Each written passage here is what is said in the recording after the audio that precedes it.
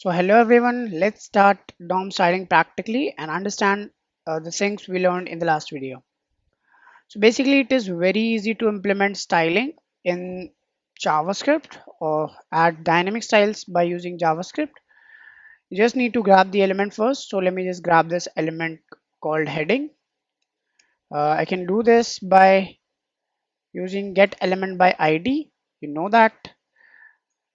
And I can specify the name of the heading, which is heading itself. Now I can apply some styling by heading inline property, which is style. And now I can use any kind of CSS property here. You can see that I have different kinds of property that I can apply. So basically it is up to you that what kind of style you want to apply. Let me just add simple color here. Let's say I want to add a background color of or a text color of blue. So it will apply a text color of blue. You can see that it is applying a blue color. Similarly, I can apply multiple stylings by adding a different style attribute or style color. Let's say I can specify a background and I can specify a background color of yellow, let's say.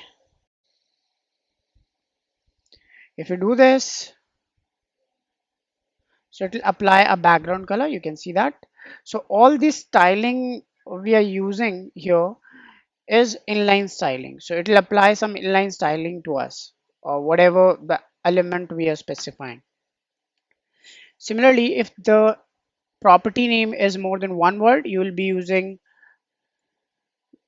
this kind of approach, this kind of camel casing approach. You can't write like this font size just like we do in CSS. We cannot do this in here because this minus symbol is treated as like subtractor, as a subtraction symbol, so you cannot use it here. I can specify a font size of 14 pixel, let's say.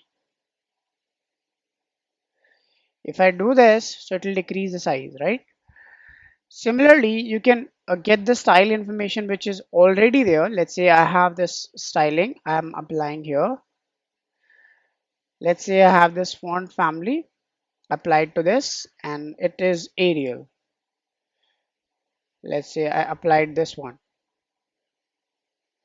Let's add Arial only. Now if I want to grab the styling information which I applied, so I can easily do that by using heading dot style dot font family. So I can grab the font family if it is applied. Now you can see it is giving me Arial. Why is that? Because Arial is the value that I applied here in the font family. So basically this is how you can grab the styling. You can similarly grab any kind of inline styling. Let's say I have applied color, so it will give me the color style or value. But we cannot grab the styling if it is applied from internal CSS or external CSS. So let's say apply this, if I apply this font family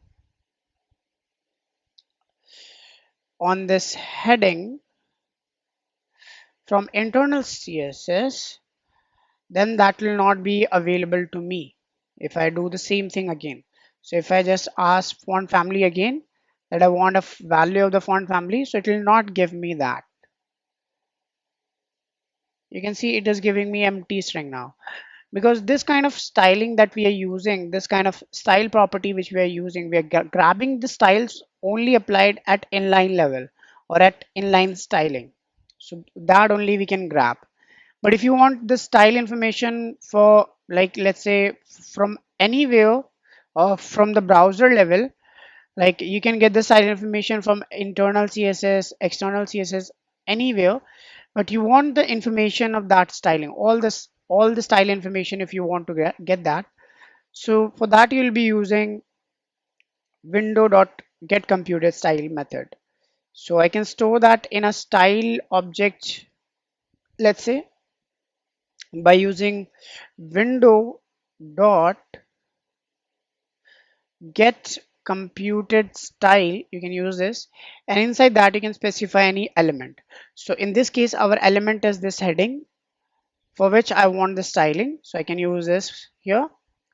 Now for getting the style information for font family, I'll be using this styles object which we created now, and I can use get property value. This is the method that will give us the value of the property. Let's say the property name is font family, so I'll be specifying that here.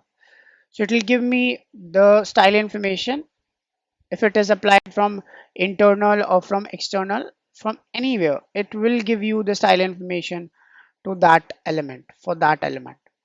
So basically you can get any kind of styling here by specifying the property name here.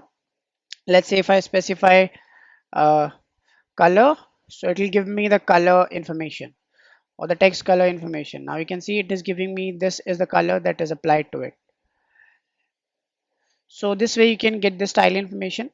Similarly, we want to apply some classes as well. Let's say if you want to add a large CSS in this JavaScript, so we cannot add like multiple styling. We cannot add it like adding multiple styling.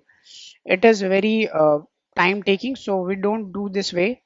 If we have multiple styling information, we create a class and we apply that class by JavaScript. So how can we apply that class? We can easily apply a class to an element. Let me just create a class of, let's say, bg blue. Let's say I have this class and it is nothing but setting a background color of blue, let's say, and I want to apply this style at the background. So how can I do that? So this is the normal text. If I want to apply this class here, so normally I can use class attribute here in the element and I can specify bg blue here, right? That's up to us, right? But what if I want this class to be dynamically added to this h1 element? For that I'll be using heading dot class name, and I can specify the class name that I want to specify. So the class name is bg blue, so I'll be specifying bg blue here. So now you can see it is applying the style here. Why do we do that? Because sometimes we want this kind of dynamic styling on a button click. By using event, you can execute this code in a function as well, so that will be dynamic in nature. So let's say if I create a button and if I apply an event here on click, let's say, and I can execute add color. So this function can be executed as well. So I can create a function in this and execute that function in here. Yeah, I can apply the styling here. So for this kind of approaches, we actually want to do this. So initially it will not give the color. If we add a, let me just add a text inside the button as well. Change color, change BG, let's say. If I click on this button, now you can see it is applying that background color or that background class to this element. So for this kind of approaches, for this kind of dynamic styling, we want to have this class name added to this element. But this will actually remove the class if it is already set. Let's say if I have this BG, or let's say I have this color red, and let me just create a color red class, color red, let's say. So it will remove the text color red if I click on this. Now you can see the text color red is removed. Why is that? Because it is removing this previous class now, color red, into this BG blue, in which I haven't set any text color. That's why the text color is black. So initially it was taking this class. Now if I just executed this function, then it started taking this bg blue, so it removed this class, so it replaced basically that class. If you want to append that, so you'll be using plus equal here, so that will work. It will not replace the previous class, it will add after that. Okay, let me just improve it. And I can also inspect the element if I want. Let me just inspect that and see what happens in the inspector. I can see it is having the color red glass, uh, color red, and I have to give a space as well, because when we specify multiple classes there should be a space in the start, so both these classes are attached to each other. If I do this, now you can see the text color is red here, and you can see both the classes are there, color red as well as the bg blue class. Similarly, we can do all these things by using a class list property as well, which we have heading dot class list we can specify, and after that we have different methods. For adding a class we use add, and we can specify a class name bg blue. So in here we can specify bg blue, so that will apply bg blue class. Now you can see bg blue is applied, so it is more easier than that. And we can similarly remove any class if you want. Let's say if I want to remove this color red when somebody clicks on change bg, so I want to remove this color red class, so it will remove the text color from red. And now you can see we have this color red class. If I click on change bg, so that class is removed now. Similarly, we can add multiple classes if you want. So I can add one more class. Let's say I have this font size class, uh, text big. Let's say I have this class and I want to increase the size to, let's say, 2.5 rem, and I want to add this class as well.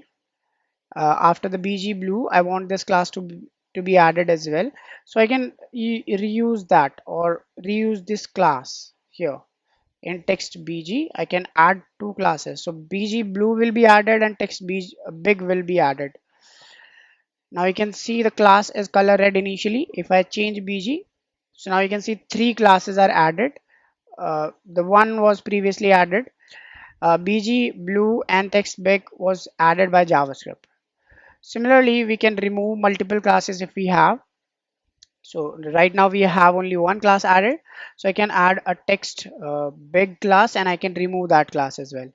So I can remove color, let's say color red, and text big. Both the classes will be removed now. Now you can see we have this change bg. Let me just make it in double quotes. So if I see that, now you can see we have both the classes, color red and text big. If I click on this button, so the classes should be removed. I can see both the classes are removed now. Similarly, we have a toggle class which actually acts like a toggler, and if some class is added already, so it will remove that class, and if it is not added, so it will add that class. Let's say I have this color red class and I want to toggle between the color red class, so I can add color red again here. So if the class is already applied, so it will not do anything. I can see we have this color red class added. So if I click on this change bg, so it will remove this class. I can see it is removed. But if I change bg again, so it will add that class. I can see it is adding. So in this way you can toggle between two stylings on a click of a button or on any event you want. You can see we can toggle between the color or between the class. So this is the toggle method we add here. So these were all methods and the styling information we added. I hope you got something. Thank you for watching. Let's meet in the another one.